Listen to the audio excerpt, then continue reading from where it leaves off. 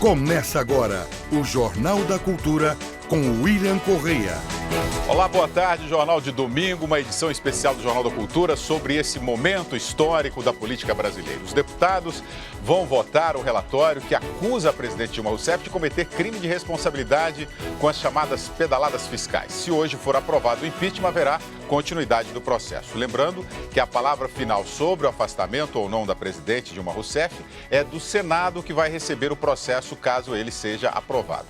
Desde cedo, o jornalismo da cultura acompanha a movimentação com entradas ao vivo dos nossos repórteres em Brasília e São Paulo, e isso vai continuar ao longo da programação até o último voto no plenário da Câmara. Vamos ter o placar do impeachment e teremos também as análises do time de comentaristas do Jornal da Cultura. E nessa primeira mesa contamos com o presidente da OAB de São Paulo, Marcos da Costa, e o cientista político Sérgio Fausto.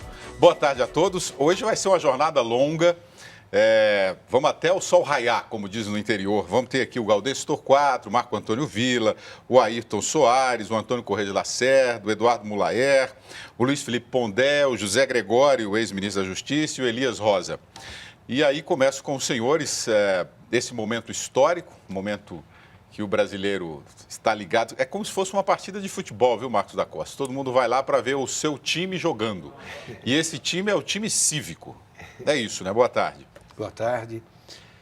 Num certo sentido, sim, porque a votação leva para o sim ou para o não, quer dizer, não há um meio termo, agora é hora, ou a Câmara autoriza ou não autoriza o segmento do processo do impeachment, desse processo que lá está, mas que seja um ambiente de paz.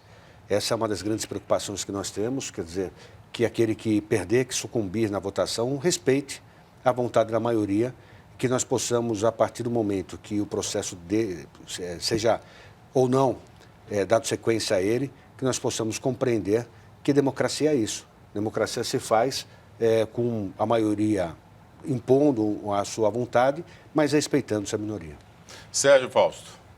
Boa tarde. Boa tarde. Hoje é aquele momento, Sérgio, que eu digo que é o momento da gente explicar um pouco para os nossos telespectadores o que está acontecendo no país. Com certa isenção, com cuidado, né? Porque nenhum lado ganha nesse processo. Isso que está em jogo aí é o Brasil, né? É a gestão brasileira, é o executivo brasileiro. Quem será o próximo presidente ou se mantém a nossa presidente até 2018, não é isso? É isso. É isso. Acho que é um momento... É claro que é inevitável que as paixões apareçam nesse momento. Daí a analogia com o jogo de futebol. E acho que a observação do Marcos aqui é muito importante, que nós devemos nos comportar não como torcidas uniformizadas. Então, temos que respeitar a civilidade durante o jogo e o resultado após a partida. Mas acho que é um momento também que pode ser propiciador de um maior entendimento sobre a dinâmica da política brasileira. Hoje tem um jogo muito importante, mas o jogo da democracia continua. Isso não é um campeonato de um jogo só. Não é um mata-mata, para ficar na analogia do futebol. E acho que a iniciativa que vocês tomaram aqui no Jornal da Cultura, com essa edição extraordinária no domingo, eu fico feliz que vocês tenham me convidado para a primeira sessão, que me permitirá assistir a votação, enfim, no conforto da minha casa. É um prazer estar aqui com vocês, no que eu puder colaborar, contem comigo. Muito bem, vamos direto ao plenário da Câmara dos Deputados, onde está o repórter Leandro Magalhães, que acompanha o clima, esse início, né, Leandro, de domingo, de votação. O que já houve aí nesse plenário, Leandro? Boa tarde. Muito boa tarde, William. Boa tarde a todos. William, a sessão começou exatamente às 2 horas da tarde.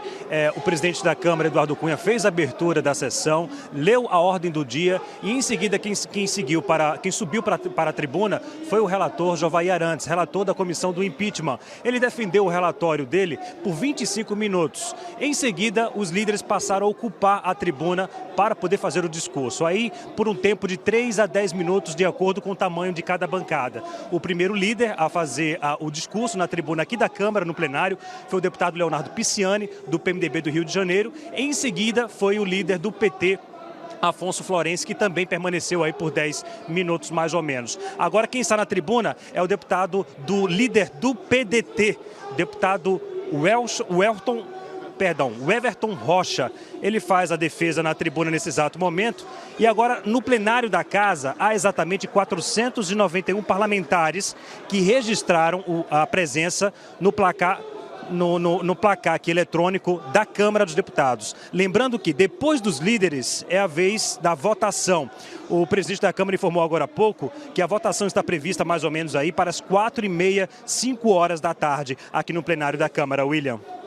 Muito obrigado, Leandro. Daqui a pouquinho nós vamos voltar a Brasília e hoje nós vamos fazer o seguinte, nós vamos colocar um placar aí na lateral do monitor para que você que está em casa acompanhe voto a voto quanto está o placar lá no Congresso Nacional e aí vamos fazendo uma avaliação. É claro que em qualquer momento a nossa equipe pode chamar, se tiver aqueles fatos inusitados, que hoje no início, Marcos da Costa, das falas lá, o clima estava muito acalorado, né? Até porque quando o presidente Eduardo Cunha, ele leu como é que seria o rito da votação hoje, houve tumulto em relação a cartazes, as pessoas tumultuando atrás da mesa onde ele estava, muita gritaria, muito... Isso faz parte mesmo do processo, né?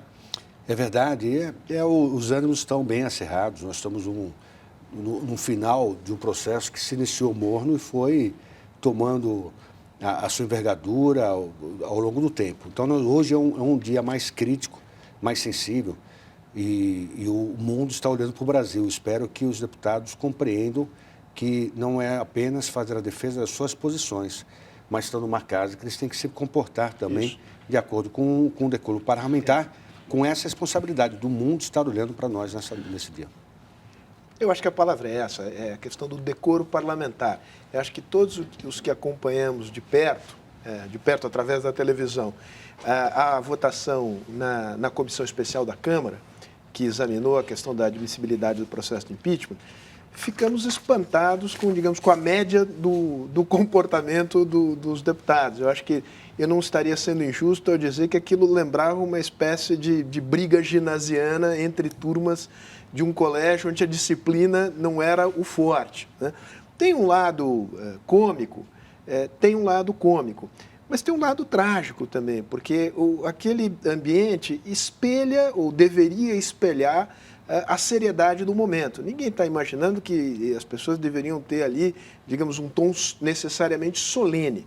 Mas tem comportamentos de deboche, de achincalhe, de provocação, etc., que caberiam numa relação de torcida uniformizada entre o colégio do Cambuci, o colégio do Ipiranga, para os que conhecem aqui São Paulo, mas que quando isto aparece numa comissão que venha examinando uma questão de tamanha gravidade, ninguém fica bem na foto. Agora vamos lá, vamos explicar para quem está em casa nos acompanhando o que verdadeiramente é esse processo aí.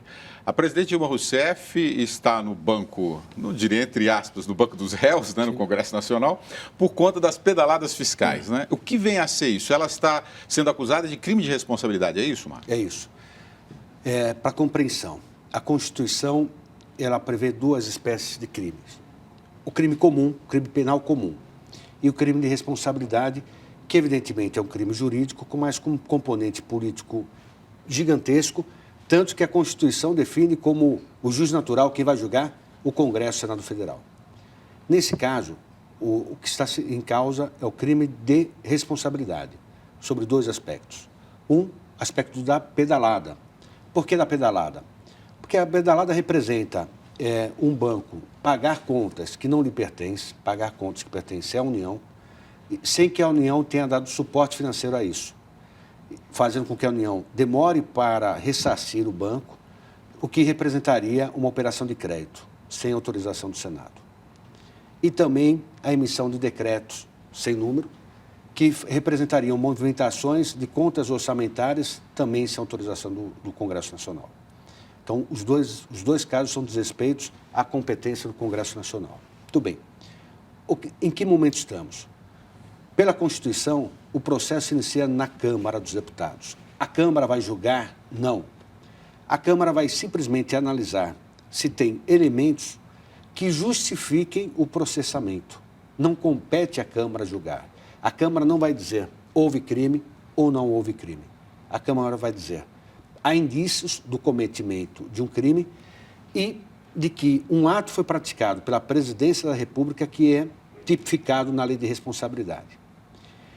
Se a Câmara hoje, por 2/3 dos deputados, autorizar o processamento, esse processo segue ao Senado, onde efetivamente vai haver o processo de impeachment propriamente dito. Manifestações, na verdade, a alegação, esse fato jurídico que ele agora está sendo avaliado politicamente. É mais ou menos isso. Ele é analisado politicamente, desde logo, porque, como disse aqui o doutor Marcos, o juiz natural, pela Constituição, são as duas casas do Congresso. A Câmara, num juízo de admissibilidade do processo, e o Senado, num julgamento propriamente do mérito do processo, se houve ou não houve crime de responsabilidade. Apenas um acréscimo aqui, a explicação irretocável do Marcos a esse respeito. No Senado, se constituirá uma comissão composta de 21 senadores, incumbida de julgar o acolhimento ou não acolhimento da decisão da Câmara, ou seja, o prosseguimento ou não do processo no âmbito do Senado. Uma vez aprovada ou não essa admissibilidade pela comissão no Senado, que a presidente Dilma será afastada e terá início, aí sim, o julgamento de mérito do processo de impeachment no Senado, sob a presidência do presidente do Supremo Tribunal Federal. Hoje, apesar do STF ter delimitado, né, o objeto do impeachment, hoje, na abertura dessa votação de hoje, o jurista Miguel Reale Júnior, que é um dos autores desse processo, ele destacou a relação do governo com as empreiteiras. Esse fato, Marcos da Costa, dele ter destacado isso numa abertura de um processo que o Congresso, que o Supremo Tribunal falou, não, vamos cuidar só da questão da pedalada fiscal. Isso pode ser levado, esse fato pode ser levado para o Supremo para análise? Bom, se é levado, ele pode. Já tivemos provas de que a presidente Dilma, através do advogado-geral da União, pretende discutir no Supremo cada passo do processo de impeachment. Se justifica, me parece que não. Eu compararia aquele advogado, aquele promotor público que estão numa tribuna de júri, expondo e fazendo a defesa das suas teses. E aí eles têm ampla liberdade. Embora exista um crime apontado no tribunal de júri, nada impede do promotor discutir, por exemplo, os precedentes, discutir, por exemplo, o comportamento do réu em situações pretéritas e completando um quadro a mostrar que aquele ato em si, ele tem um componente de culpa, um componente de dolo, se quis fazer aquilo, não se quis fazer aquilo. Então, a menção a isso não me parece comprometer o julgamento. Me permite só acrescentar um elemento. Diferente do judiciário, porque no judiciário, quando o juiz julga, ele tem que fundamentar o julgamento. Então, o juiz tem que dizer, olha, a acusação é essa, a defesa fez isso, e eu estou julgando com base nisso. Minha consciência levou a isso. Minha convicção é essa. No Congresso, não é assim. O deputado, ele vai dizer sim ou não. Ele não precisa motivar, não precisa fundamentar. Então, embora exista, por óbvio, na acusação, um foco central definido por parte daqueles que apresentaram o pedido de impeachment, e foi assim dito pelo Supremo Tribunal Federal, aquele que vai julgar, ele vai julgar de acordo com a consciência dele. E ele não vai justificar. Se ele está julgando com base naquilo, ou se ele está julgando porque a presidente Dilma, durante 4 anos, não atendeu o congressista, então ele, nesse momento, quer também mostrar para ela que ele tem a importância dele, que não foi reconhecido, isso nós nunca saberemos, porque a votação lá é sim ou não, sem a motivação, sem a justificação. Aliás, desculpa. Não, aliás, o advogado-geral da União já tentou invalidar o relatório do deputado Jovair Arantes com base neste argumento de desvio de finalidade, que ele havia incorporado ao relatório informações e denúncias estranhas ao objeto da petição de impeachment. E o Supremo Tribunal, por 8-2, decidiu que não havia nada de errado com o relatório. Quer dizer, talvez seja até provável que o governo busque novamente se socorrer do Supremo, mas é líquido e certo que será derrotado como foi derrotado nesta primeira tentativa. Você que ligou a televisão, nos acompanha aqui nesse Jornal da Cultura Especial, pode participar pelas redes sociais aqui, pelo Twitter e o Facebook do Jornal da Cultura e também pelo nosso WhatsApp, mandando perguntas aqui para os nossos comentaristas esclarecerem. Só para dá para a gente ter imagens, dá para colocar imagens da Câmara dos Deputados no ar agora? Vamos lá. Só mostrar lá que quem está falando agora é a deputada Renata Abreu, do PTN. Esse é o momento em que os líderes, todos os líderes dos partidos, fazem a sua manifestação. Eles têm de 3 a 10 minutos, aí é de acordo com o tamanho da bancada do partido. E eles também fazem orienta as bancadas para votação, não é isso, Sérgio Fausto? É isso mesmo. Agora, ali ele pode ir além, defender alguma tese própria, pessoal ou não? Não há censura prévia ao que o deputado vá à tribuna declarar. E nós assistimos a isso ao longo das últimas madrugadas. Os deputados fazem manifestações as mais variadas, algumas muito peculiares, né? Isso é próprio do Congresso, quer dizer, seria impensável que houvesse uma restrição ao direito dos deputados se expressarem livremente, né? Agora eles estão alongando o tempo, parece que é recorde esse encontro no Congresso Nacional. A MP dos Portos, acho que no máximo eram 22 horas e agora já passaram de 46. É verdade, numa única sessão. Numa única sessão? Digamos, é mais um sintoma do problema de fundo, que é o problema do excesso do número de partidos. Porque como o regimento assegura tempos mínimos para cada um dos partidos e liderança dos partidos para se pronunciar ao longo deste rito, o fato de que você tenha 28 partidos com representação no Congresso faz com que o processo em seu conjunto vare madrugadas e madrugadas. Nós estamos indo para 46 horas de sessão no Congresso Nacional, o que provavelmente deve fazer mal à saúde dos parlamentares. Isso faz mal à saúde também da gente. Estamos surpresos com a capacidade dos deputados em permanecer lá no Congresso nesse período todo. Pois não, vai. Eu só ia comentar, eu acho até importante essa manifestação das lideranças, com essa crítica também de termos muitos partidos, mas é importante que aquele que vai comandar, vai indicar qual é a posição do partido, ele justifique, claro, para que a sociedade saiba por que ele tomou aquela decisão. Porque o importante nesse processo é que, ao final dele, a sociedade tenha segurança de que a decisão foi a mais correta possível.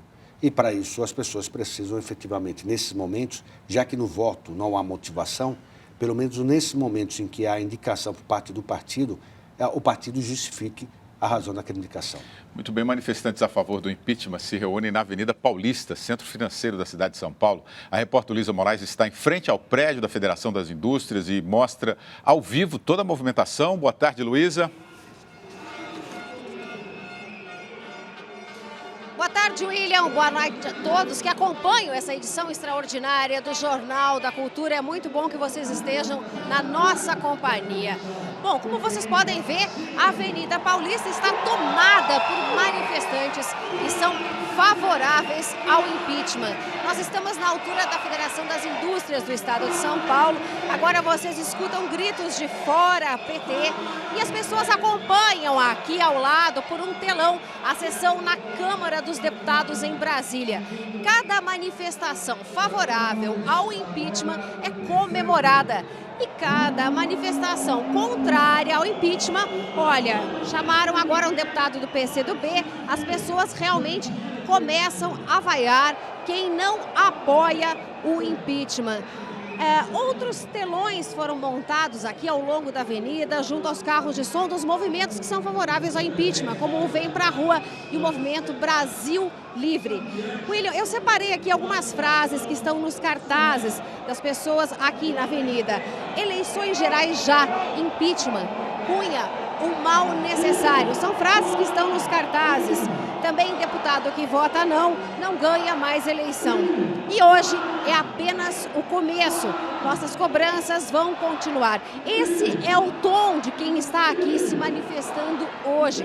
As pessoas prometem continuar mobilizadas mesmo que saia o impeachment. E por isso outros cartazes fazem alusão ao apoio ao juiz Sérgio Moro, também ao Ministério Público e a continuidade das investigações da Operação Lava Jato, que investiga casos de corrupção. O metrô continua funcionando, essa é uma informação importante para quem mora em São Paulo. As pessoas continuam chegando aqui na avenida. Luísa Moraes, TV Cultura, na votação do impeachment. Muito bem, a gente acompanhou as movimentações. Nós vamos acompanhar aqui durante todo o programa as movimentações por todo o Brasil, contra e a favor, né? Esse é o clima que a gente iniciou aqui na nossa conversa, o clima do Brasil. Você acha que o Brasil está dividido nesse momento? A gente pode falar de uma divisão? O Brasil está dividido não em partes iguais. A parte favorável ao impeachment é, conforme as várias pesquisas mostram, maior do que a minoria que defende a permanência da presidente Dilma. Isto coloca uma questão para o pós-impeachment, porque essa divisão tão extremada da sociedade brasileira, ela não é propícia ao diálogo, e o diálogo é fundamental para que as questões sejam resolvidas no processo democrático. Então, deverá haver, da parte sobretudo das lideranças políticas, mas de todas as lideranças da sociedade, de todos nós que temos alguma expressão na formação da opinião pública, um esforço depois do impeachment para que as condições de diálogo sejam restabelecidas, não apenas no plano das lideranças, mas também no plano da sociedade. Essa disputa em torno do impeachment, embora eu esteja absolutamente convencido da fundamentação jurídica do pedido, e, portanto, me manifesto aqui favoravelmente ao impeachment, o argumento ele tem por base uma fundamentação que é tecnicamente correta, mas de difícil explicação para a maioria da população. Isto cria um problema, porque há uma espécie cria-se uma suspeita de um déficit de legitimidade no processo de impeachment. O governo, se apercebendo deste fato, tem jogado a cartada de que isto é um golpe. Aí acho que o governo faz algo que pode lhe ser favorável, em alguma medida, na construção de uma narrativa para enfrentar uma provável derrota, mas que é um risco muito grande porque aposta no aprofundamento da divisão do país no pós-impeachment. E acho que é uma atitude que eu, pelo menos a meu ver, vejo como condenável. Seria possível ao governo discutir juridicamente os argumentos em favor do impeachment? Eu acho que eles são sólidos, mas eles não são inquestionáveis. Ao procurar estigmatizar todos aqueles que são favoráveis ao impeachment como golpistas, e significa chamar 60 e tantos % da população brasileira de golpistas, e prováveis 2/3 do Congresso, da Câmara Federal, da Câmara de Deputados de golpista, o governo joga na inviabilização do diálogo necessário para que o país possa avançar no período pós-impeachment. Agora, Marcos da Costa, a grande reclamação é que não é só esse governo que praticou as pedaladas fiscais. Todos os governos têm praticado, inclusive atualmente, em vários estados, em quase todos os estados. Essa é a grande reclamação do governo, nesse sentido. Você acha que está havendo uma injustiça nesse momento? Essa avaliação é um pouco complicada, né, de se fazer, se é injustiça ou não. Mas, de fato, ocorre em vários governos, né? Bom, vamos lá. Em relação à pedalada, essa prática de se usar esse artifício de um banco público efetuar o pagamento de uma conta sem que haja a prévia colocação de dinheiro do governo. A União não coloca o dinheiro que devia colocar. O banco vem e se apresente e faz a quitação daquela dívida. E fica esperando o governo, e portanto, para efeito contábil, a dívida foi paga. E fica esperando o governo repor o caixa do banco público. Há uma questão aí que tem que ser colocada. Os governos estaduais não têm bancos. Então, os governos estaduais não conseguem fazer isso. Exato. Porque não querem? Talvez, ou talvez até quisessem, mas não conseguem porque eles não têm bancos. Faziam no passado quando havia bancos estaduais. Isso. Por isso eles foram privatizados, para justamente evitar esse tipo de financiamento espúrio. É isso. Esse é um ponto. O outro ponto é que a acusação existe. Eu digo sempre, se tem uma acusação dessa dimensão, ela precisa ser apurada. Não dá para simplesmente desconsiderar a gravidade dessa acusação, que tem como efeito um desarranjo da economia, tem como efeito os investidores externos não colocaram mais dinheiro no Brasil por não confiar na capacidade nossa de gestão do nosso dinheiro, não é possível ter uma acusação desse porte sem que haja apuração. E pela Constituição, a apuração é feita no Congresso. Perfeito. Não tem outro fórum para discussão, a não ser o próprio Congresso Nacional. E é o que tem sido feito. O processo de impeachment, a abertura do processo não significa condenação. A abertura do processo significa apuração. O direito de defesa que vai ser dado no Senado, e aí a permissão que os senadores julguem de acordo com a sua convicção, de acordo com a sua consciência. O Oscar de Castro está perguntando aqui, qual é o quórum nesse momento? Na verdade, não há quórum nesse momento, porque não começou ainda a votação de fato. Quem está falando agora, vamos dar a imagem lá do Congresso Nacional, quem está falando agora é o deputado André Moura, do PSC. Esse momento é reservado para os líderes fazerem os seus pronunciamentos, cada um tem de 3 a 10 minutos, de acordo com a bancada. Vamos ouvir um pouquinho o André Moura. Das mais difíceis crises econômicas da nossa história. Estamos vivenciando o maior escândalo de corrupção da história republicana brasileira. Do ponto de vista jurídico, as bases são legais para o impeachment. Falam que o Brasil está dividido em duas forças antagônicas. De um lado, milhões e milhões de brasileiros que clamam por justiça e esperam que esse parlamento diga sim ao impeachment e que possamos viver um novo tempo no Brasil. De outro lado, uma minoria ruidosa e raivosa que quer se perpetuar no poder, abraçada em um projeto político falido que acabou e que nós vamos agora dar um basta definitivo. Chegou a hora da grande decisão. Muito bem, vimos aí o pronunciamento do deputado André Moura, do PSC, e é hora de chamar o repórter Ricardo Ferraz, que está no Salão Verde da Câmara dos Deputados, local onde costumam acontecer as articulações políticas. Boa tarde, Ricardo.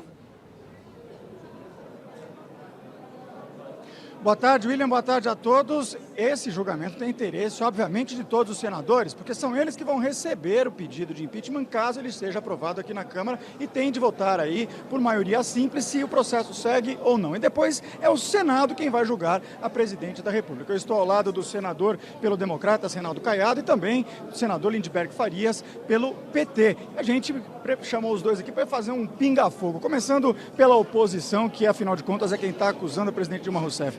Expectativa do senhor em relação à votação de hoje e por que Dilma Rousseff, na sua opinião, deve sofrer esse impeachment? Olha, vamos discutir fato consumado. O fato consumado é o que vai ocorrer daqui a poucos minutos, né?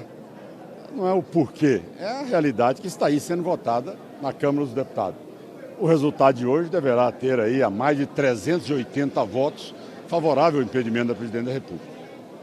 Como tal, a admissibilidade está aceita pela Câmara dos Deputados. Ora, uma presidente da República que não tem nem 150 votos no Congresso Nacional, na Câmara dos Deputados, qual é a condição de governabilidade dela? Para que insistir? Não aprova nenhum projeto de lei ordinária? Não tem a menor condição de levar o seu governo adiante? Qual é a responsabilidade nossa hoje como senadores da República?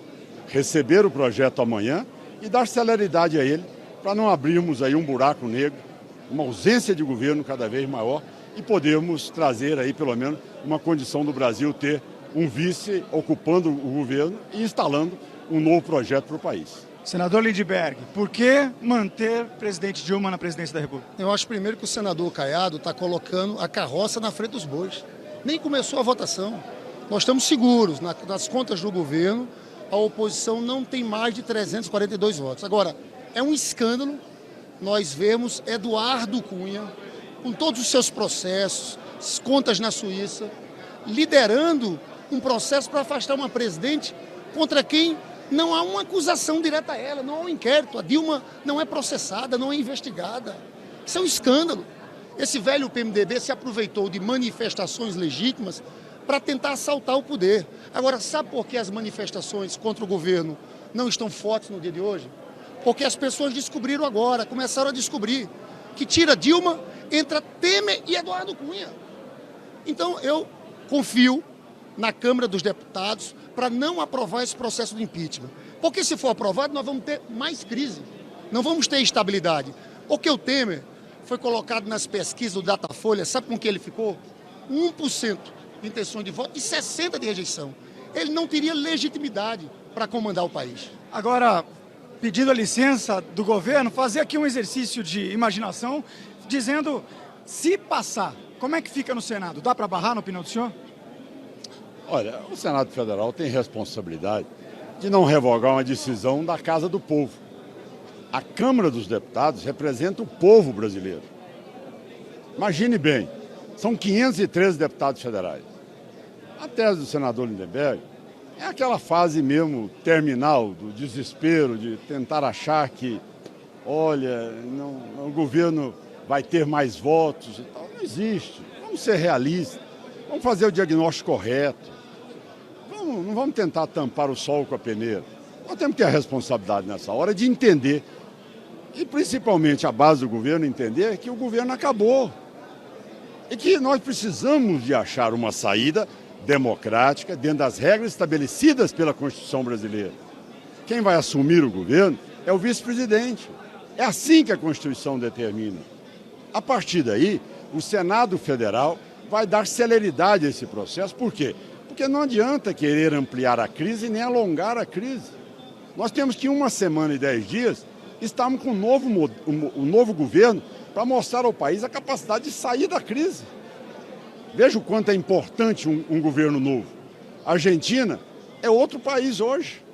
Então, basta que você tenha um compromisso com a base forte como essa na Câmara, que vai aprovar a admissibilidade do impeachment da Presidente da República, que nós aprovaremos temas que o governo do senador Lindenberg não teve condições de aprovar, porque não tem base política e nem base parlamentar. Jogando esse exercício para outro lado, senador, se Dilma Rousseff se mantém no governo, é possível que ela governe? Claro, é um novo governo, uma reforma ministerial, o ex-presidente Lula assumindo o Ministério da Casa Civil, mudando a política econômica, começando um novo ciclo. Só assim nós vamos ter estabilidade. Porque, veja bem, no caso desse processo ser aprovado na Câmara e ir para o Senado, é preciso 2/3 no julgamento final. E não tem 2/3 dele. O Temer seria presidente interino. Olha, eu tenho uma convicção. Eu espero que esse golpe não passe. Mas se esse golpe passar, Temer não dura 3 meses como presidente da República. Porque o povo não vai aceitar. Seria um presidente ilegítimo. Seria fácil as pessoas se levantarem e irem para as ruas pedindo o fim do governo dele. Então, concretamente, nós acreditamos que vamos barrar aqui na Câmara. E eu chamo a atenção da responsabilidade dos deputados, porque vão colocar o Brasil numa profunda crise política se consumarem esse golpe. É o golpe de uma turma que quer parar as investigações da Lava Jato. Ou alguém acha que Eduardo Cunha não está preocupado com isso? Ele está preocupado em ser preso. E o Temer, olha, sempre foi muito junto do Eduardo Cunha. São irmãos siameses. Então é isso que está em jogo nessa votação aqui. Senador, muito obrigado pela sua presença nesse programa especial. Obrigado, senador Ronaldo Caiado. Obrigado, senador Lindenberg Farias. E é isso, democracia é assim, William. A gente volta com você aí no estúdio. Muito bom esse pinga-fogo do Ricardo, porque esse momento, Sérgio Fausto, é o momento da guerra psicológica, né? Cada lado defende a sua posição e que está vencendo. Haja fôlego, né? Haja fôlego. Agora, é um pouco espantoso o argumento do senador Lindenberg, né? Primeiro porque o que manda a Constituição é que assuma o vice-presidente. O Michel Temer é vice-presidente por quê? Porque ele foi eleito em aliança com o PT. Michel Temer esteve na chapa da presidente Dilma por 2 ocasiões. Eu não me lembro do senador Lindenberg jamais ter voltado sua metralhadora verbal contra o vice-presidente Michel Temer até recentemente. Esta tentativa de associação entre Temer e Cunha também é uma manobra de última hora na tentativa de estigmatizar o vice-presidente. A leitura política que eu faço é de que o governo Dilma, se golpe existe, é um golpe auto-infligido. É um governo que, por desatino econômico e incompetência política, jogou o país na mais profunda crise que o país vive em muitas décadas. Há pouco precedente histórico no Brasil de uma crise, se é que há algum, de uma crise desse tamanho. Ela resulta de erros na condução da política econômica que já vinham do mandato anterior, que foram encobertos pelas pedaladas durante o período eleitoral, o que caracterizou claramente uma burla da legislação fiscal e um estelionato, uma tentativa de enganar o povo brasileiro. O governo foi eleito. A presidente Dilma, em atos que mostraram uma total incompreensão de qual era o quadro político naquele momento, resolveu, frágil que já estava, tendo ganho uma eleição por pequena margem, investir contra quem? Contra o próprio PMDB, que era o seu principal aliado no Congresso. Ela destruiu a sua base parlamentar. E isto nos conduziu a essa situação traumática.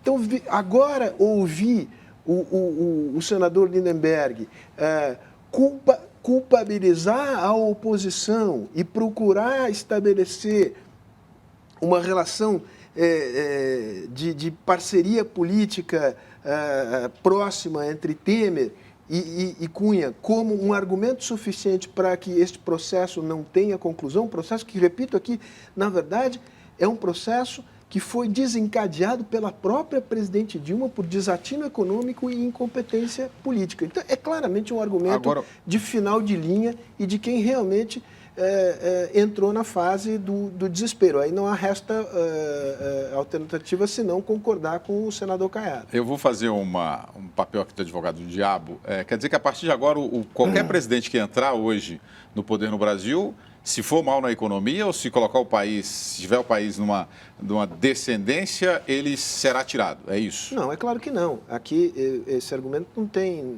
tem nenhuma fundamentação. Aqui se trata de uma arguição de crime de responsabilidade, sim, por infração da lei de responsabilidade fiscal, cometida continuadamente, que se começou a cometer em 2013, se acentuou em 2014, num ano eleitoral. O objetivo claramente era de maquiagem da situação fiscal para impedir que o eleitorado e o mercado tomassem conhecimento de qual era a verdadeira situação fiscal do país, da situação econômica do país, uma tentativa óbvia de burla. Portanto, há um crime de responsabilidade configurado, fora um conjunto de outras coisas que formam esse contexto. Não vamos nos esquecer agora que a presidente Dilma, durante todo o processo de assalto à Petrobras, foi ministra de Minas e Energias e presidente do Conselho de Administração. Quer dizer, em qualquer país que tenha vergonha na cara, isto me parece argumento mais do que suficiente para ensejar um processo de impeachment. Não foi esse o caminho escolhido, foi outro. Mas se querem discutir este caminho, há muitos outros. Há o caminho da corrupção. Dizem, ela não está sendo acusada. Não está sendo acusada agora. É porque a Lava Jato tem um caminho longo, né? Tem um caminho longo. E há a acusação também já engatilhada de tentativa de obstrução da justiça.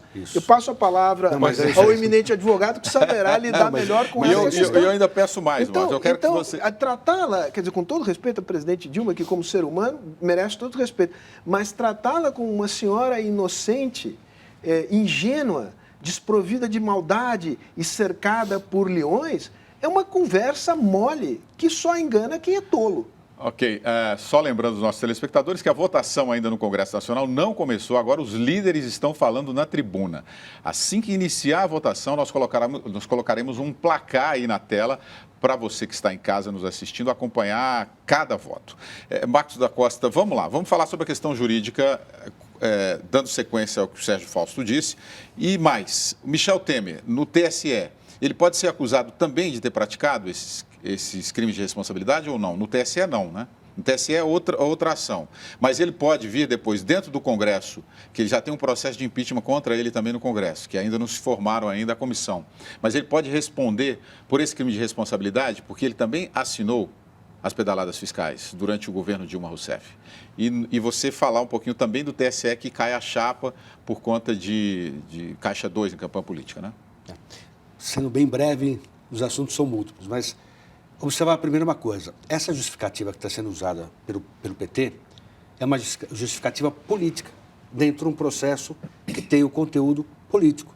Se nós voltarmos ao Collor, em 92, a justificativa de que o processo era um golpe já era usada pelo Collor.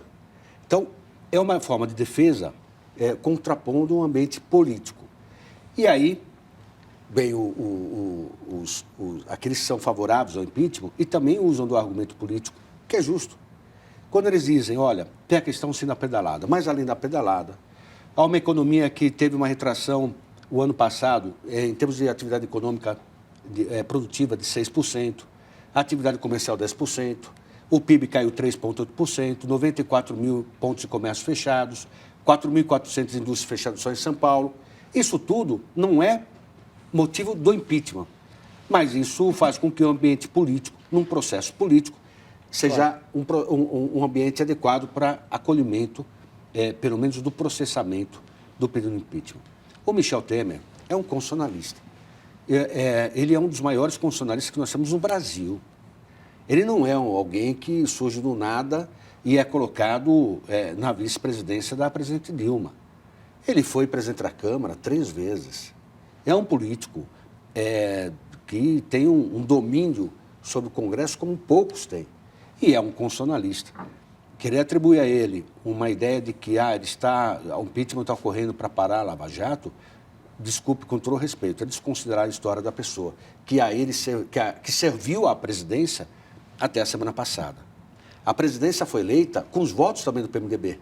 Ela não foi eleita só com os votos do PT. E os votos do PMDB, numa construção que se deu, onde o líder do PMDB, o presidente do PMDB, foi servir à vice-presidência. Então, eu não creio, para mim não passa pela minha cabeça a possibilidade do impeachment estar se dando, porque, de alguma forma, o Temer na presidência auxiliaria o fim da Lava Jato. O Temer, pela natureza dele, pela formação dele, ele é um advogado público. Ele, pela formação dele, certamente haverá de respeitar todo o processo. E havia uma outra pergunta. Do TSE. Do TSE. Caixa o TSE 2. É uma discussão. A questão das contas, o que está se discutindo as contas de campanha, e se as contas forem desaprovadas, isso pode ter como uma das sanções o afastamento da chapa inteira. Há uma discussão no TSE colocada hoje, porque o vice-presidente apresenta contas em separado. Então, você tem as contas da presidência e as contas da vice-presidência. Se o TSE entender que é uma conta só, embora apresentado por 2 vertentes que se somam na conta final da campanha, a contaminação se dará em relação aos dois, ao presidência e ao vice-presidência. Se entender que as contas são separadas, ele vai julgar se houve irregularidade na conta da presidência Dilma e depois se houve irregularidade na conta do vice-presidente Temer. Muito bem, a manifestação contrária ao impeachment aqui na capital paulista acontece no Vale do Anhangabaú. Representantes de movimentos sociais, sindicalistas e artistas se revezam em pronunciamentos no palco montado no local. Quem também está lá no Vale do Anhangabaú é o repórter Rodrigo Psitelli, que fala ao vivo. Rodrigo.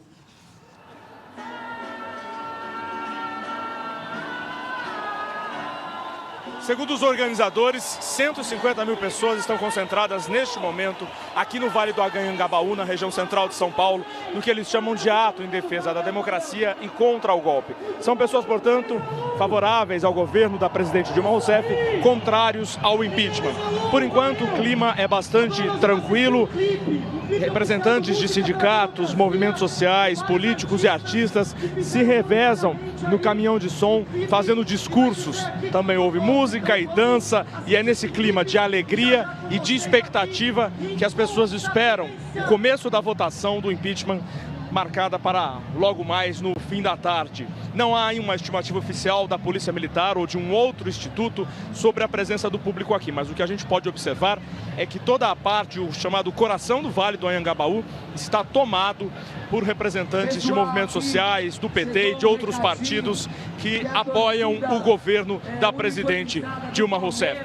TV Cultura, na votação do impeachment.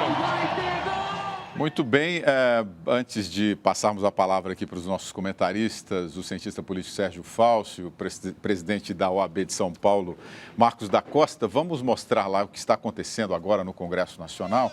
Agora é o líder, o deputado Ivan Valente, líder do PSOL, que está com o seu pronunciamento. Ele vai ter aí até 10 minutos para falar. Ainda não começou a votação, essa votação está prevista para daqui a pouco, possivelmente às 5 horas da tarde. E aí nós vamos acompanhar voto a voto aqui no Jornal da Cultura Especial até o sol raiar, viu, Sérgio Fausto? Até terminar a votação estaremos aqui juntos, não vocês, mas nós vamos trazer um time aqui de comentaristas. Essa é a primeira dupla, daqui a pouquinho vem o Gaudêncio Torquato, hoje é o Luiz Felipe Pondé, não é isso? A próxima... Eu acho que o Gaudêncio Torquato, Eduardo Mulaé e Luiz Felipe Pondé. São 3 comentaristas do Jornal da Cultura que estarão fazendo parte aqui desta bancada. Vamos lá, vamos à pergunta dos nossos telespectadores aqui. É para você, viu, Marcos da Costa? Você pode participar pelo Twitter, Facebook e WhatsApp do Jornal da Cultura. O Enio Torres Granel está dizendo aqui: Temer até ontem não tinha a menor possibilidade de ser eleito. O Brasil precisa de um constitucionalista ou de um gestor? Sem dúvida nenhuma, o país precisa de um estadista, né? Eu diria um estadista. Eu acho que o constitucionalista é importante no que diz respeito à segurança jurídica, né? Um dos problemas principais que nós temos, principalmente na área econômica, é a falta de segurança jurídica, o que leva ao afastamento dos investidores, notadamente dos investidores estrangeiros.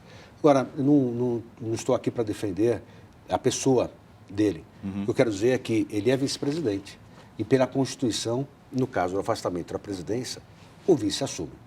E atribuir a esse, e aí falando da pessoa, atribuir a esse vice-presidente a ideia de que ele está subindo para impedir o segmento da Lava Jato é desconsiderar o passado dele e a posição de jurista que ele tem, um constitucionalista, um dos maiores constitucionalistas que nós temos no Brasil. Perfeito. O Marcão Vieira pelo Facebook. O senador Lindenberg Faria falou que o Temer assumir a presidência, haverá um impeachment para o Temer. Será provocado pelos petistas? Você acha que vai ter essa movimentação, vai ter uma pressão muito grande contra o Temer, se ele vier a assumir a presidência da República? Depende da capacidade que ele, Temer, demonstrar, uma vez empossado como presidente da República, de montar uma equipe ministerial que... recupere a confiança da sociedade e dos mercados no governo. Se ele encontrar uma porta de saída, ainda que entreaberta, para os problemas econômicos que o país vive, a situação política se desanuviará, né? Salvo se no processo da Lava Jato surgir algo que possa tisná-lo, para usar uma palavra ao gosto dos bacharéis. Mas, salvo esta hipótese, que até agora não surgiu, havendo um governo que restabeleça o mínimo de crença da sociedade brasileira na capacidade do país sair da crise, eu não creio que, por mais que o PT se organize e se mobilize para procurar questionar a legitimidade do Temer, que eles terão direito de fazê-lo, não creio que o Temer sofrerá qualquer processo de interrupção no seu mandato e deverá governar até 1º de janeiro de 2019. Essa pressão econômica pode ser, a minha pergunta é a seguinte: se o Temer, vamos colocar umas condicionantes, se ele venha, se esse processo do impeachment passe, o Senado realmente tire a presidente da República, Dilma Rousseff, e ponha lá na sua presidência o Michel Temer. Se ele não melhorar a economia é um fato primordial para a manutenção de um político como Temer, que pega um governo em andamento? A economia leva a uma insatisfação que pode mobilizar as massas. Agora, isso é suficiente para tirar um presidente da cadeira? Nem o presidente eleito, nem o vice-presidente que assume a presidência. Só se permite retirar um presidente em algumas situações, especialmente crime de responsabilidade, que é apreciada pelo Congresso. Se não vier acompanhado esse movimento de um crime de responsabilidade, não tem como tirá-lo. Esse é um dos problemas do presidencialismo, né? Por isso que nós temos defendido já há tanto tempo o parlamentarismo. Talvez não seja a hora de discutir isso agora, porque já se disse, esse momento é um momento que, do ponto de vista político, pode levar a crer que é uma saída para essa crise e tal, e não é algo institucional. Mas o parlamentarismo permitiria o afastamento de um comando sem necessidade do crime, apenas, por exemplo, por uma satisfação popular por conta da economia. Vamos lá, o historiador Marco Antônio Villa, comentarista do Jornal da Cultura, está na Rádio Jovem Pan, lá na Avenida Paulista, e vai falar ao vivo com a gente. Ele está acompanhado da repórter Adriana Simino. Boa tarde, Adriana. O Villa me escuta? Marco Antônio Villa, boa tarde. Escuto, claro, estou te escutando aqui. Estou quase torcendo para o Cruzeiro. Tudo bem, estou escutando. Boa tarde, William. Boa tarde para todo mundo. Quer fazer uma pergunta, William? Esse verde aqui, vamos esclarecer o Sérgio Fausto. O Sérgio está querendo... esse verde aqui, vamos esclarecer o fato, é por causa da cor do Brasil. Porque a minha é o branco, né? E com aquele símbolo mais bonito eleito no mundo, que tem uma ideia de movimento, que é do Santos Futebol Clube. Pô, eu pensei que você tinha pois encontrado... não, William, pode fazer sua pergunta para o professor. Vamos lá, Vila. Na verdade, eu estou querendo perguntar, porque hoje você tem um ambiente lá no Congresso, hoje, todos os lados... falando que tem a votação suficiente, um para barrar e outro para continuar com o processo. Qual que é a sua percepção nesse momento aí? Quem na verdade, está falando a verdade, né? A oposição ou o governo? Não, acho que a oposição deve aprovar. Hoje acho que é necessário, como é sabido, os 342 votos, tudo indica que deve chegar a 380, e tem alguns que falam até em 385 e tal.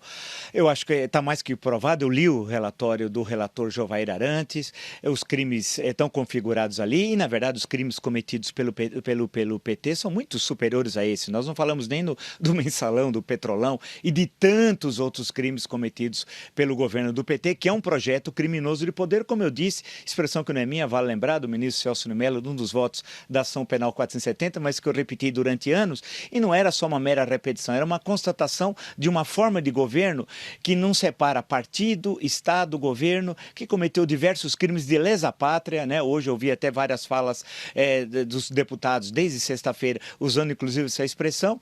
Portanto, me parece que nós estamos enfrentando e resolvendo um grande problema. Tenho absoluta certeza que vai ser a admissibilidade do processo de impeachment, vai ser aceita pelo plenário, dentro do quórum constitucional. O governo tentou de tudo, Lula foi a Brasília, comprou parlamentares como chefe de quadrilha, e volto a dizer, Lula é chefe de quadrilha, né?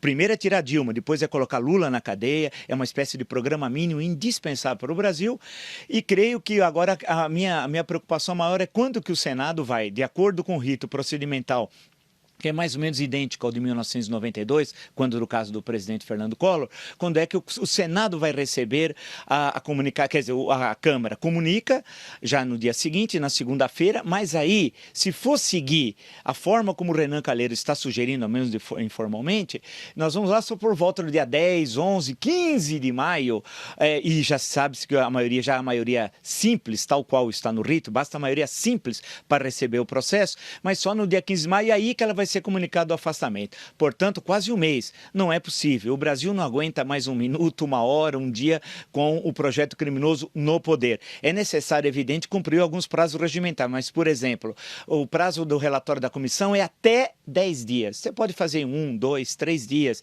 Outras, reunir a comissão até 48 horas. Você pode reunir em 24. Em suma, ninguém quer romper e rasgar o regimento ou a Lei 1079 e muito menos a Constituição. Porém, é possível fazer de uma forma mais rápida esse rito no Senado para impedir um interregno perigosíssimo. Qual é? A Câmara autoriza a abertura do processo, Dilma põe fogo no país junto com Lula, pode querer assinar leis, decretos, por exemplo, lesivos ao erário, criar tensão social, incentivar movimentos na rua, como quebra-quebras, estradas, problemas nas grandes cidades como São Paulo, Pará, as marginais. Em suma, vai criar tensão maior do que nós já estamos. É condição, portanto, sine qua non ao Senado, responsabilidade, especialmente ao presidente do Senado, o senador Renan Calheiros. Nós não estamos brincando, nós estamos decidindo os destinos do Brasil. William, algum dos comentaristas quer fazer mais alguma colocação aqui para o professor Vila? Não, eu vou passar uma pergunta aqui de um telespectador, o Sandro Santos Vila. Ele está questionando aqui a legitimidade do presidente da Câmara, Eduardo Cunha, para tocar esse processo.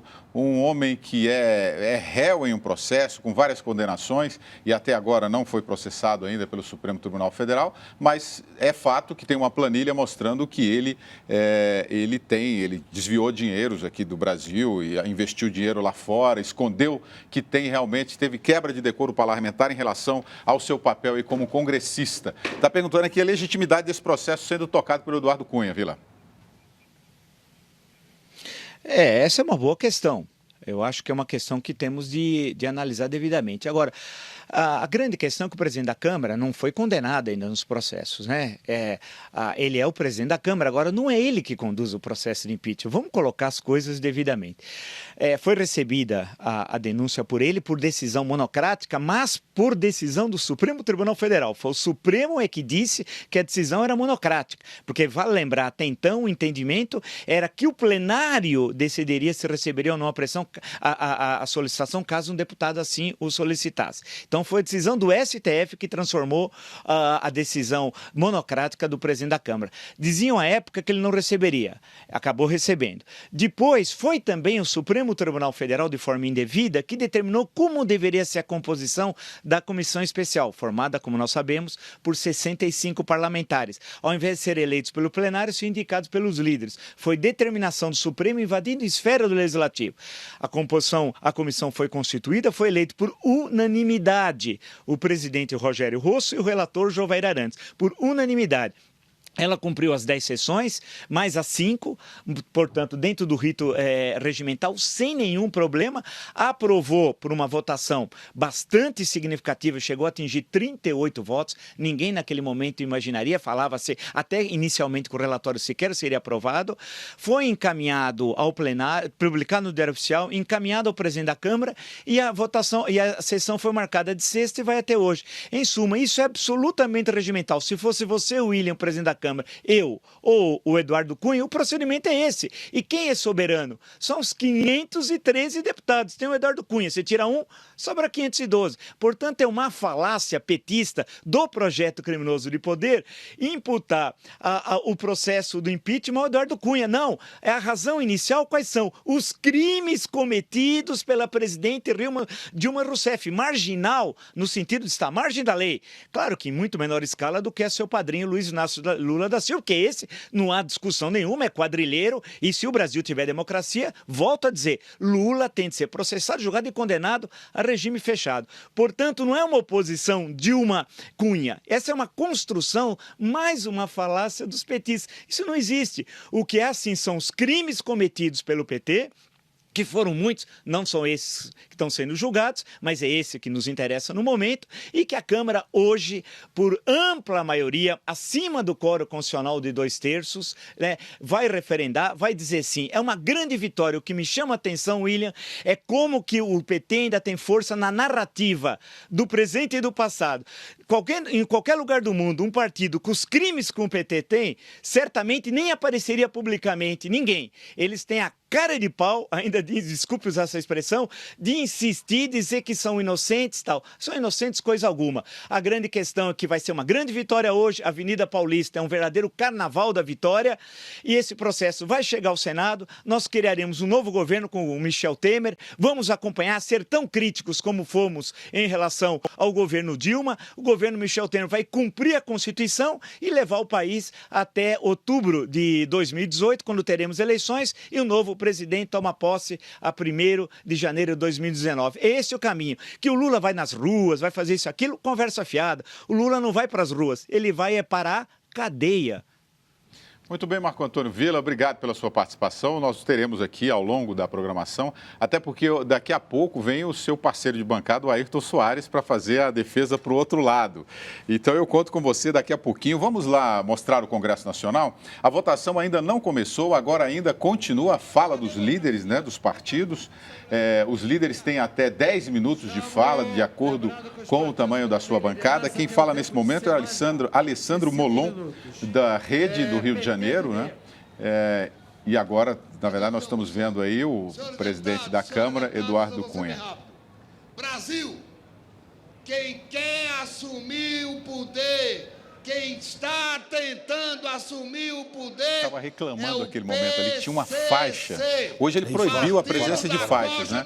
E tinha uma faixa lá fora Cunha, que é exatamente o assunto que a gente estava falando aqui nesse momento, né? Da questão da legitimidade. Vocês não ficam...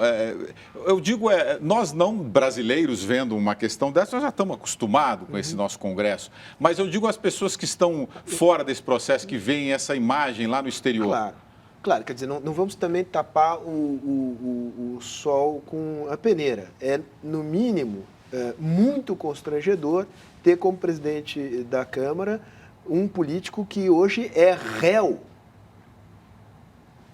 por decisão do Supremo Tribunal Federal. Eu acho que o que esperamos do Supremo Tribunal Federal é que não postergue o julgamento de Eduardo Cunha, porque aparentemente a Câmara não tem sido capaz de sanear-se a si mesmo, no caso específico, de cassar o mandato do presidente Eduardo Cunha. Não resta alternativa, senão agora, do STF acelerar o processo de julgamento dentro, digamos, do devido processo legal. Ele terá direito à defesa. Mas pesam sobre Eduardo Cunha acusações que são acusações gravíssimas. Eu trago aqui para nosso debate uma pesquisa, né, que foi feita recentemente, que 92% da população disse que todos os políticos são ladrões e 89% não acreditam que tem alguém capaz de tirar o país desse buraco. Como é que vocês analisam isso? O descrédito da população brasileira. Isso é um sintoma grave, ele é real. Eu não compartilho desta opinião, acho que há um percentual maior de políticos honestos na política brasileira. Acho que, tal como está montado o sistema político e, sobretudo, o jogo eleitoral e o financiamento de campanha, essas regras são regras que acabam por propiciar uma relação entre empresas, políticos, governos e políticos, que são relações em que transferência ilegal de recursos acabam acontecendo e, portanto, isso coloca como absolutamente urgente o tema da reforma política, porque senão nós vamos continuar a perpetuar um sistema que é gerador de relações corruptas.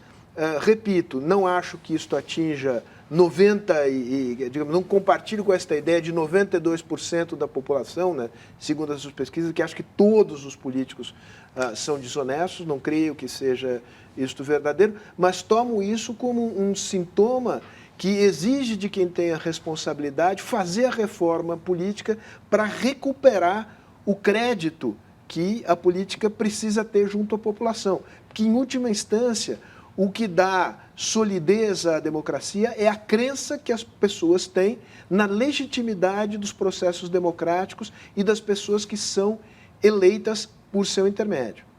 Olha aqui, pois não, vai lá. Eu ia só acrescentar. Complementar. Quer dizer, primeiro que os políticos também não ajudam, né? Eles tomam cada decisões que são lamentáveis, né? Nós tivemos aqui o ano passado na Câmara Municipal, e para fugir um pouco do Congresso, e aqui Câmara Municipal, não sei se é a maior cidade do mundo, é isso? São Paulo? Aprovando uma lei com criando 660 cargos comissionados, cargos que são de livre nomeação, 12 por vereador, no ano eleitoral. O que iam fazer com 12 cargos? É evidente que ia ser usado para empregar aqueles que vão pedir votos na rua. Então, é preciso mudar o eixo político, é preciso a reforma política, é necessária a reforma política, é preciso mudar os costumes e é preciso de gente, e nós temos políticos assim, precisa de gente que tenha o interesse público como definidor das suas ações. O que nós vemos, lamentavelmente, é que, no mais das vezes, o interesse privado, e notadamente interesses pouco confessáveis, é que sobrepõe a isso. Então, o Sérgio comentou e eu reitero, passado esse momento, precisa o país parar, refletir e buscar uma reforma política, de forma que os representantes efetivamente tenham ligação com os representados. Vamos lá ao Congresso Nacional mostrar o que está acontecendo nesse momento, lá no plenário da Câmara.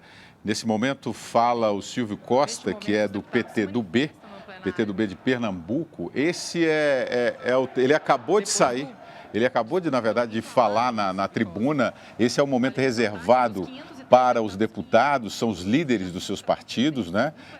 Passarem a sua mensagem, orientar as suas bancadas na hora da votação.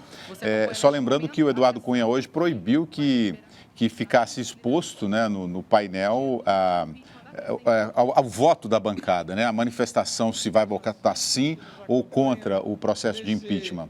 Vamos ouvir um pouquinho o que está acontecendo e a fala do deputado no Congresso Nacional. Não há argumentos. E os fatos são irrefutáveis. A presidente Dilma não honrou a Constituição brasileira. Caéfer, do PSL do Paraná. Não zelou pelas contas da República, pelas contas públicas, gastou desordenadamente e sem autorização do Congresso Nacional. Isso é fato absolutamente verídico. Mas o fato que deu a consequência muito mais grave do que isso foi a realidade do Brasil, que com a gastança desenfreada e com a desadministração do governo federal, criou o verdadeiro caos econômico neste país. Fábricas que fecharam, comércio que trocou as suas placas de promoção por placas de aluga-se e de vende-se. E milhares, 10 milhões de brasileiros perderam os seus empregos, perderam a esperança, perderam o alento. Juridicamente, nós estamos aqui discutindo o fato do impedimento da admissão. Muito bem, nesse momento, então, não começou ainda a votação. Estão os parlamentares fazendo os seus discursos, né? Indicando as suas bancadas em quem elas devem votar, se pelo sim ou se pelo não. E vamos aqui às perguntas dos nossos telespectadores. Você que está nos assistindo em casa pode mandar a sua dúvida aqui pelo Twitter e Facebook do Jornal da Cultura e também pelo WhatsApp. O Marcos Udi está dizendo aqui pelo Facebook: estão esperando muito do Temer. Temo a ele a um governo ilegítimo como o do Sarney. Ele aponta o Sarney, que mal fez ao país. Vamos olhar as coisas com o realismo possível. O Temer assumirá numa circunstância difícil, com a economia ladeira abaixo, um presidente que assume sem ter sido eleito, num processo de impeachment que dividiu o país, embora não em partes iguais. As condições de partida dele não são as mais favoráveis, é preciso reconhecer isso, né? Então, ele terá de se legitimar pelo desempenho. Eu acredito que ele reúna melhores condições do que as condições que tem a presidente Dilma para se desempenhar melhor à frente da presidência da República. Se ele assim o fizer, se a economia responder, se a sociedade recuperar alguma crença no horizonte de mais longo prazo do Brasil, nós teremos uma situação que vai sair de um círculo vicioso para um começo de círculo virtuoso com um horizonte mais favorável. Nessa circunstância, ele vai se legitimar. Isto necessariamente vai acontecer? Não. Eu acho que existe uma chance disso acontecer, mas existe uma probabilidade de que ele não consiga extrair a confiança necessária da sociedade, a crise econômica se prolonga, o déficit que ele tem de origem na sua legitimidade pode se tornar mais problemático e nós entramos numa crise, voltamos ao patamar em que estamos na crise. Eu acredito que o cenário 1 é mais provável do que o cenário 2. Certeza, ninguém tem. A única certeza que nós temos é que na situação em que nos encontramos, nós estamos numa areia movediça absolutamente sem saída enquanto a presidente Dilma estiver à frente do país. E deixa eu só fazer uma observação. Eu acho injusto comparar a situação do Temer com a comparação com o Sarney no que diz respeito à legitimidade. Poderia comparar com o Itamar. Porque o Sarney assume numa condição, em termos de legitimidade, completamente diferente. Havia discussão, houve o falecimento do nosso presidente, ele não tinha assumido, se o vice podia assumir sem o presidente ter assumido, houve uma participação fundamental do Ulisses Guimarães, garantindo a democracia. Ulisses não insistiu na tese de que deveria assumir o presidente da Câmara, uma vez que o presidente faleceu antes de assumir, ele abriu mão do mandato. Os Guimarães abriu mão do mandato. Havia maior controvérsia naquele caso. Isso. E o Sarney era um homem que vinha do regime autoritário. Isso, da Arena, era uma das bases de sustentação da Arena, mas em termos de legitimidade, isso não quer dizer que o governo vai ser melhor ou nem vai ser pior, mas é possível comparar com o Itamar. Mas não, com o Sarney. Olha aqui, mais uma pergunta aqui do Danilson Gouveia, e é para você, Marcos da Costa. Eu gostaria de fazer uma pergunta à bancada da Cultura. Para o impeachment ser legalizado, é necessária a condenação do governo pelos crimes que estão sendo acusados, ou só a investigação desses crimes já basta para que o impeachment não seja golpe? Não, tem que julgar. O período atual é de investigação, é para ver se houve o fato, se esse fato se enquadra no tipo penal previsto na Lei 1079 de 1950 como crime de responsabilidade. Aí vamos para o julgamento. O julgamento, a presidente Dilma tem o direito de defesa, tem que dar a ela o direito amplo de defesa. Se tiver prova constituída, tem que permitir que sejam constituídas a prova e depois vai ao julgamento do mérito. É assim que funciona. O fato de... Por isso que não paralisa o processo nesse momento em que só se faz uma análise prévia, preliminar, da admissibilidade ou não do processo de impeachment. Essa pergunta é boa porque hoje eu fui numa banca de revista comprar um jornal e tinha lá 3 senhores comprando os jornais também e eles estavam crentes que esse processo de hoje já tiraria a presidente, já ia votar o impeachment da presidente Dilma Rousseff. É sempre bom a gente explicar isso. Hoje está em questão a admissibilidade do processo. Isso, não é isso? São 3, a partir de agora são 3 momentos. Você tem hoje. Hoje se julga a admissibilidade do processo na Câmara.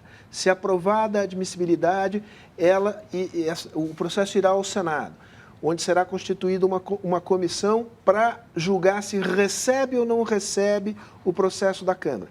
Se julgar que recebe, a presidente é afastada. Afastada não significa que ela foi destituída da presidência da República. Significa que ela está afastada até o término do julgamento final de mérito do processo do impeachment no Senado Federal. Aí, então, julgado o mérito, ela é destituída definitivamente do cargo. É isso. E lembrando que o afastamento se dá no período máximo de 180 dias. Depois de 180 dias, o processo, se não for julgado, ele pode até continuar o processo, mas aí ela volta a assumir a presidência. Vamos lá, vamos a Brasília voltar com o nosso repórter Ricardo Ferraz, que está com um deputado petista lá para dar um equilíbrio a essa bancada. Vamos lá, Ricardo, é com você. Boa tarde, William. Boa tarde a todos. Olha, eu estou aqui ao lado de Carlos Zaratini, vice-líder do governo aqui na Câmara, que a gente estava conversando agora há pouco a respeito da ordem da votação aqui no plenário da Câmara. Essa ordem que foi, inclusive, objeto de ações do Supremo Tribunal Federal a partir da decisão de Eduardo Cunha de fazer a votação bancada por bancada, alternando-se estados do Norte com estados do Sul. Deputado, essa ordem com a votação nominal aberta, qual é a influência, o tamanho da influência que ela pode ter no resultado da votação? Olha, o jeito como é feito é um jeito que induz os últimos a votarem pelo resultado dos primeiros. Então, obviamente, os estados que têm maior número de deputados, que são os estados do Sul, eles, de certa forma, influenciarão o resultado dos últimos estados, que são os estados do Nordeste. Então, nós questionamos isso, o Supremo Tribunal Federal não quis opinar sobre essa questão, mas com certeza pode ter algum tipo de influência. Agora, os estados do Nordeste são os estados onde o PT e a presidente Dilma Rousseff têm mais apoio. É capaz de haver aí o que está sendo chamado de efeito manada para influenciar a votação? Isso preocupa o governo? Preocupa porque nós temos um cálculo de que nós vamos ter cerca de 180 votos, é uma margem pequena, então pode evidentemente influenciar. Então nós não gostaríamos que isso acontecesse, mas temos certeza também que essas pessoas que se comprometeram com o governo, elas vão cumprir aquilo que foi compromissado. Deputado, tem 2 listas, a oposição fala num número, o governo fala em outro, seria de somar as 2 listas, dá 650 deputados, obviamente haverá traição de parte a parte. O que faz vocês terem a confiança no sentido da manutenção do governo hoje aqui na Câmara dos Deputados? Olha, nós temos um governo que tem um trabalho feito, que tem compromisso, certo? Que muitos deputados participam dele através de indicações, e isso não é comércio de deputado, isso é uma participação legítima. Então nós, durante todo esse tempo, expusemos essa possibilidade de trabalho conjunto e acreditamos que isso vai influenciar agora no resultado. Muito obrigado pela sua participação. É a TV Cultura na votação do impeachment. William. Bom, vimos aí a palavra do deputado Carlos Zaratini, do PT. Vamos aqui a perguntas dos nossos telespectadores. Você pode participar pelo Twitter e Facebook do Jornal da Cultura e também pelo nosso WhatsApp. Todas as dúvidas que você tiver, pode mandar para cá, que nossos especialistas aqui da bancada vão responder. O Tiago Moura Evangelista está mandando a dúvida dele pelo Facebook. Por favor, nos esclareça uma dúvida. O Cunha será vice de Temer ou não? É uma questão relevante. Do ponto de vista formal, não. O Temer não terá vice-presidente. Do ponto de vista prático, sim, porque a figura do vice é assumir quando o presidente se afasta, está ausente, viaja para fora do país, e aí o efeito vai ser esse. O presidente da Câmara vai assumir, caso o presidente Michel Temer, caso o impeachment seja aprovado, ele assuma, ele sai no país uma viagem, por exemplo, o Eduardo Cunha assumiria. Eu tenho a expectativa, confesso, de que o Supremo decida, não no mérito, acho muito difícil o Supremo decidir no mérito do afastamento de um presidente de um outro poder. Mas ele deve, da mesma forma que ele tem feito em relação ao impeachment, ele deve fazer em relação ao processamento do processo ético na Comissão de Ética da Câmara. Nós sabemos, temos visto uma série de medidas adotadas pelo Eduardo Cunha para impedir o avanço do processo ético. Isso é obstrução à justiça. Então, a minha expectativa é que o Supremo interceda pontualmente a fazer com que essas medidas protelatórias do Eduardo Cunha não aconteçam mais e aí a Comissão de Ética possa analisar. E espero que analise, a minha posição é no sentido do afastamento do Eduardo Cunha da presidência da Câmara. Agora, isso não tira a legitimidade do procedimento de impeachment, que é votado pelos 500 e tantos deputados. Eu estou vendo aqui o Wellington Prado, do PMDB de Minas Gerais, é o último líder a falar nesse início aí de processo de votação, neste domingo. Logo em seguida, nós teremos a votação, o Jornal da Cultura vai trazer voto a voto aqui para você. Nós vamos disponibilizar o placar no seu vídeo e, ao mesmo tempo, vamos comentando os resultados e tal. Agora, eu queria aproveitar o presidente da OAB aqui comigo, eu não vou deixar de fazer uma pergunta.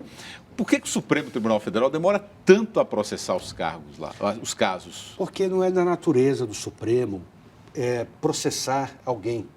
O Supremo, em regra, ele recebe um processo que vem lá da primeira instância, onde se forma um processo, onde se produzem as provas, e chega ao Supremo para a discussão das grandes matérias. O Supremo não tem a vocação de comandar, por exemplo, a produção de uma prova. São só 11 ministros para julgar questões relevantíssimas para o país. Então, há naturalmente uma demora maior. Mas há também, de outra parte, uma compensação, entre aspas, que é o Supremo, quando julga, ele também não tem recurso para a decisão do Supremo. Então, embora o processamento se dê mais devagar, quando ele julga, acabou o processo. Quando o processo que é julgado na primeira instância, demora muitas vezes 20 anos para chegar ao Supremo, que vai dar a palavra final. O Wagner Agora, aqui de São Paulo...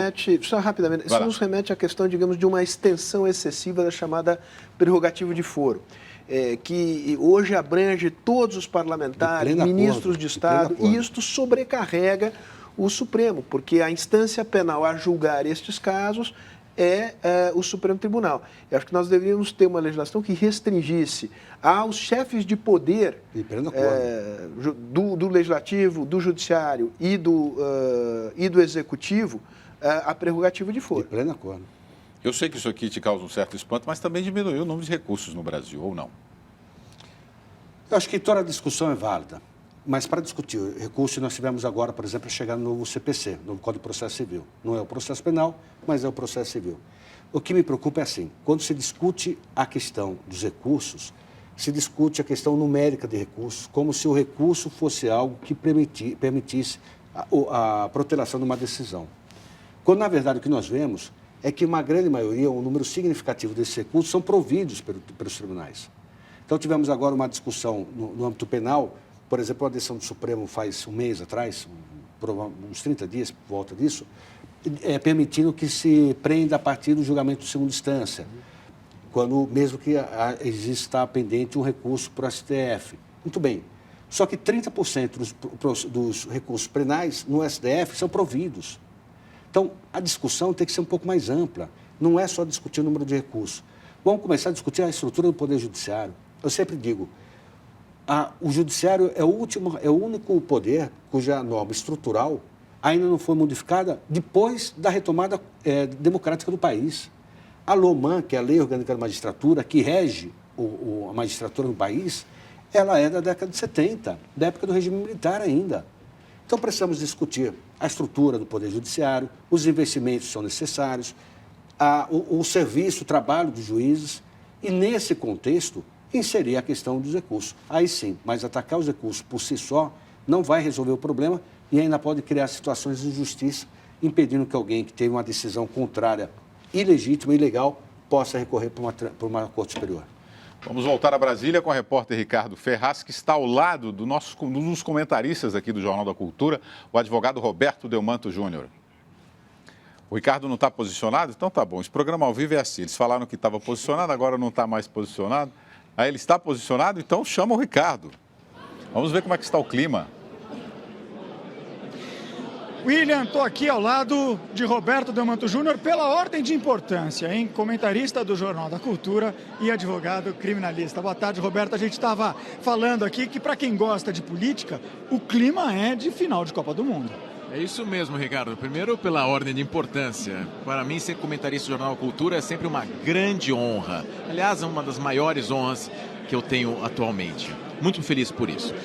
Agora, Roberto, a gente está vendo aí um processo de judicialização desse processo de impeachment, né? Muitas ações foram impetradas no Supremo Tribunal Federal, várias delas foram negadas, inclusive uma que estava na mão do ministro Marco Aurélio. Como é que você está vendo esse processo e esse diálogo institucional que está sendo feito entre o Poder Legislativo e o Poder Judiciário? Olha, estrategicamente para os governistas, eu entendo que há um equívoco muito grande em recorrer sempre ao judiciário, porque cada vez que eles vão ao judiciário e eles perdem, ou o judiciário chega a dar uma regulamentação, legitima-se o processo de impeachment, portanto não é golpe. Então, se o governo sustenta ser golpe e vai ao Supremo Tribunal Federal e o Supremo legitima isto, é um tiro no pé.